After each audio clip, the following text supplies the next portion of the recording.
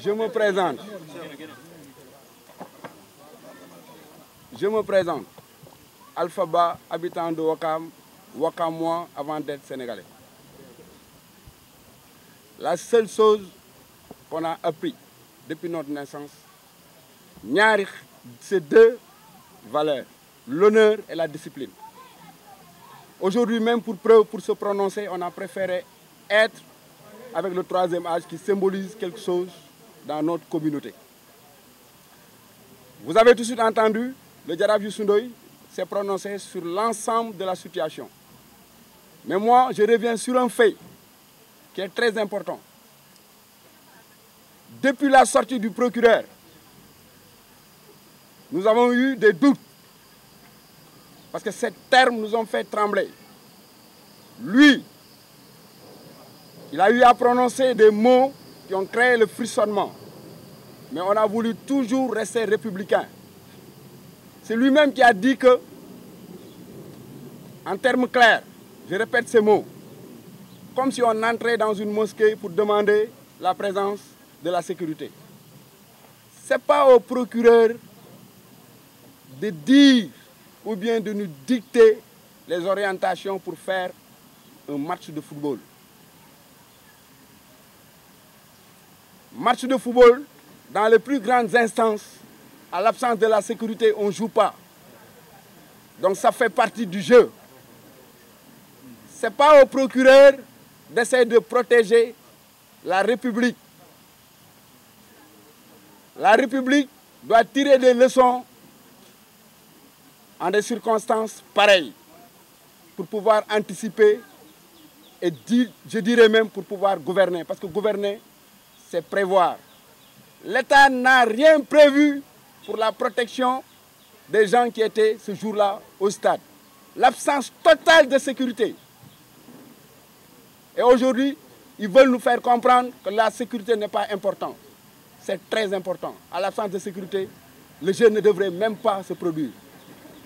Et ce sont ces mêmes policiers qui reviennent pour mener une enquête qui a été déjà biaisée au départ. Qu'est-ce qui fait qu'aujourd'hui, la police interroge des gosses, mais leur absence est fatale. Et ce sont ces policiers-là qui aujourd'hui arrêtent un joueur de champ qui, après avoir fait 120 minutes, sur la base d'une déclaration, il se permet d'arrêter un joueur de champ. Comme quoi, c'est lui-même qui a canardé. Qu'est-ce qui le prouve? Où est l'arme du crime? Je dis, la répétition est pédagogique. Nous, on a un passé que nous devons défendre notre communauté qui a été stigmatisée depuis le jour des événements. On ne l'acceptera pas. Mour a eu à prononcer des menaces en des termes que nous avons entendus sur les réseaux sociaux et tant d'autres choses. Ils n'ont pas été inquiétés. Des injures et tant d'autres choses. Nous, nous disons que ça cesse. On n'est pas étranger dans notre propre pays et on ne le sera pas à jamais.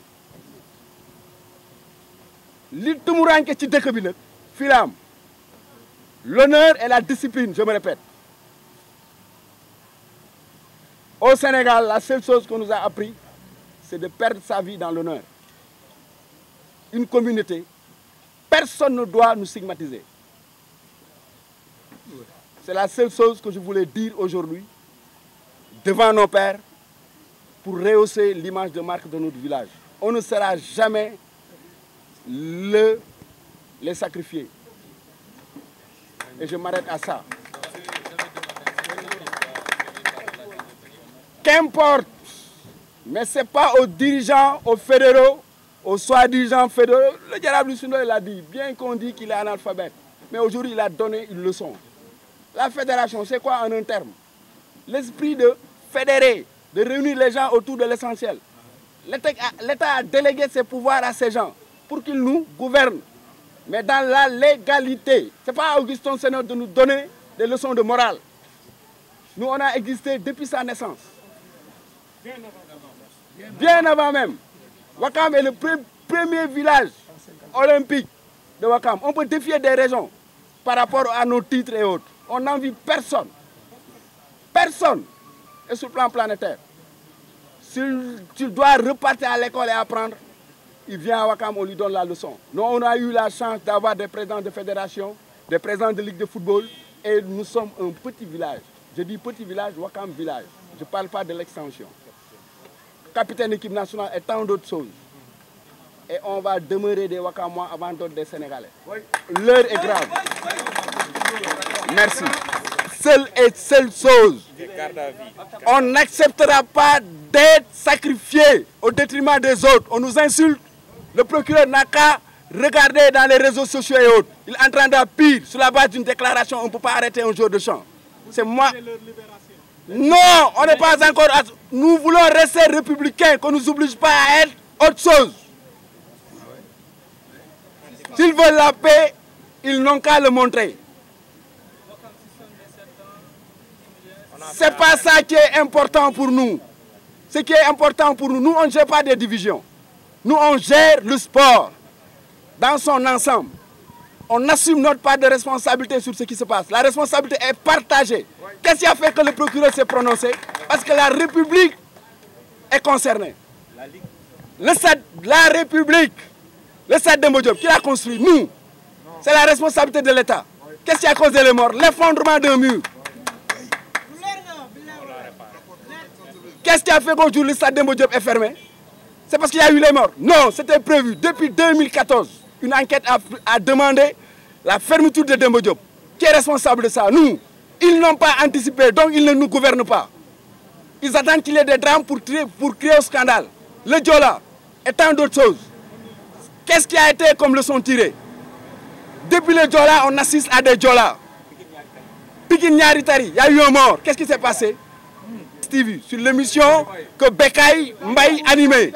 C'est le procureur, le monsieur K, qui gère la lutte, qui a dit qu'il y a une semaine de cela, organisation d'une soirée de lutte ou bien autre, il y avait une bâche, je ne sais pas quoi, brique est tombée, il y a eu un mort. Où était le procureur? Il est procureur de Ouakam. Nous ne voulons pas, on demande un procureur de la République pour mettre tous les Sénégalais au même pas, au même pied d'égalité. On n'est pas des Burkinabés, nous voulons être des Sénégalais qui nous aident à être des Sénégalais. On est allé pour l'honneur et la discipline. On veut être républicain, mais qu'il ne nous oblige pas à être autre chose que des républicains. Vive le Sénégal. Je suis Ngala Samb, président de la zone 5, aussi conseil municipal. Aujourd'hui, lu waral suñu daje bi muy loo xam ne moo nekk actualité boo leen xoolee depuis le 15 juillet bi nga xam ne moom lañ génn.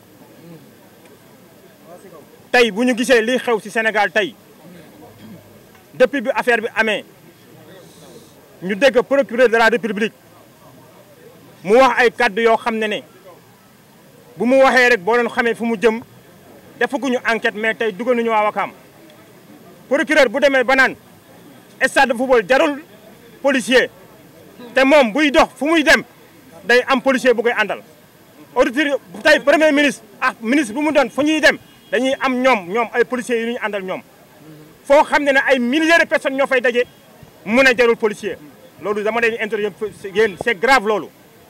Deuxièmement je pense que ñi fi jaar wax nañ ko ñan ñoo organisé woon tey manifestation bi amoon muy finale coupe de la ligue de football bi nga xam ne fédération moo ko délégué ay pouvoir mu def loolu tey képp ku nekkoon stade gis nga ne sécurité amuloon stade.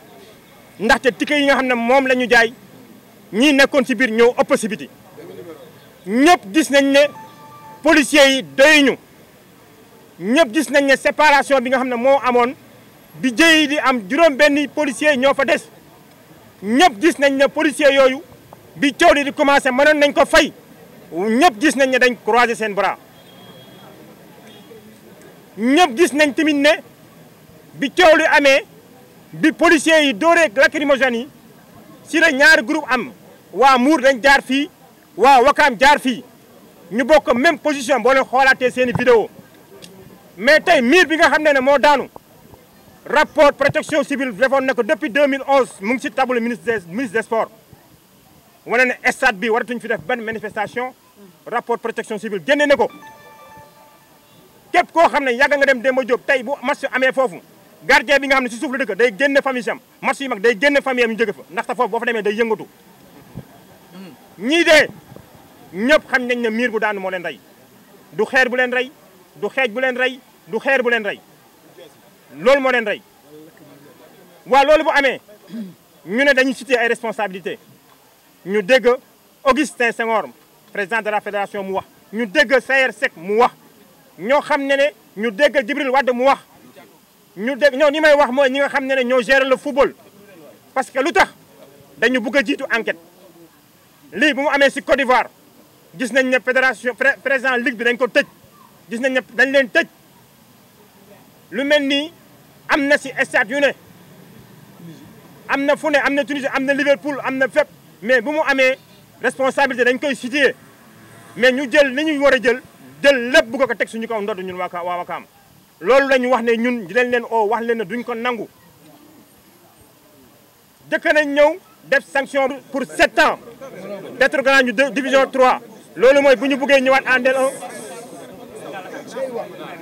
te dellu en L1 loolu dañuy jëm ba 2030 dama ne ñun Wakaam lan lañ defalul Sénégal ñun ñi moom fi jiitu wax nañ ko lu jëm ci équipe nationale li jëm ci discipline yëpp Wakaam loolu lañ ñu ñëwee ñun ay naanaan lañ lépp lu Sénégal di jël lépp lu mu bon ci discipline ay champion lañ ci am lépp lu mu mënti doon kon tey bu ñu ñëwee autorités yi dëkk bi bugg na kat dañuy seetaan Wakaam ñu koy génn ci football Wakaam ci footballu Sénégal dama ne loolu lu muy jur moo ëpp lu muy defar loolu dina yàq lu bëri ci dëkk bi te loolu ñun vraiment dañuy wax ne dinañ intervenir appel ñi nga xam ne def nañ ko mais lu ñu gën a méttiwaat mooy ñu toog démb ñu jël fukki xale ak benn jàppaleen teg ko ci lan oo nga ay nit laaj leen li ngi leen laaj ñu ne xamuñu ko gisuñu ko te effectivement xamuñu ko nekkuñu woon côté boobu loolu am ñu jël tëj loolu lañ wax ne ñun Wakaam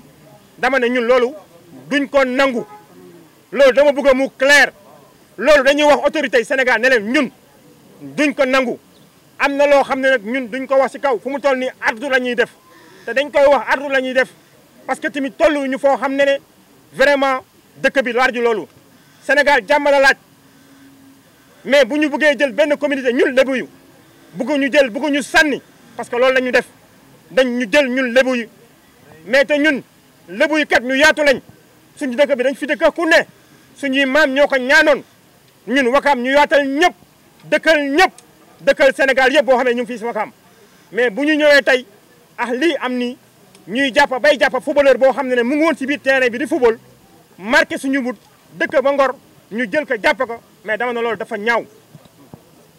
dafa ñaaw dinañ ardu nag wax ak Sénégal ne leen kat bëgguñu lu ñaaw am Sénégal wante lii buñ ko seetaanee li muy jur moo ëpp wallahi li muy jur moo ëpp parce que ñun tamit duñu nangu kat ñu jël ñu kat bëgguñu jël rek bëgguñu sànni comme mbalit loolu mooy kat yi nga xam ne vraiment dañ ko doon sànni ngeen baal ma wasalaam merci. telesenegal.com xibaar yu wóor te leer.